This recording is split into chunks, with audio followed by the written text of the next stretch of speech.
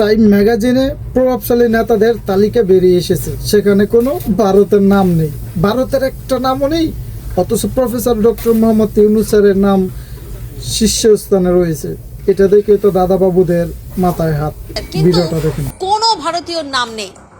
বিশ্ব নেতাদের লিস্টে প্রথমেই রয়েছেন ব্রিটেনের প্রধানমন্ত্রী কিয়ার স্টারমার। 100 জন প্রভাবশালী তালিকা প্রকাশ করেছে টাইম ম্যাগাজিন।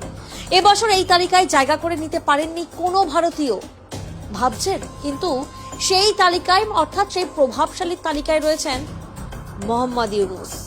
প্রভাবশালীদের মধ্যে রয়েছেন বাংলাদেশের অন্তর্বর্তী সরকারের প্রধান উপদেষ্টা মোহাম্মদ ইউনূস, মার্কিন প্রেসিডেন্ট ডোনাল্ড ট্রাম্প ও টেসলা কর্তা এলন মাস্কের সঙ্গেই তালিকায় নাম লিখিয়েছেন মোহাম্মদ ইউনূস। অর্থাৎ 100 জন প্রভাবশালীদের নামের মধ্যে ডোনাল্ড ট্রাম্পের নাম রয়েছে, এলন মাস্কের নাম রয়েছে, মোহাম্মদ ইউনূসের নাম রয়েছে, কিন্তু কোনো ভারতীয় নাম নেই।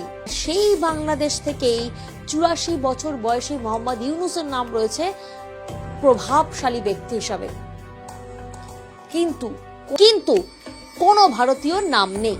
কেন নেই, কি কারণে নেই, উত্তরটা সত্যিই অধরা।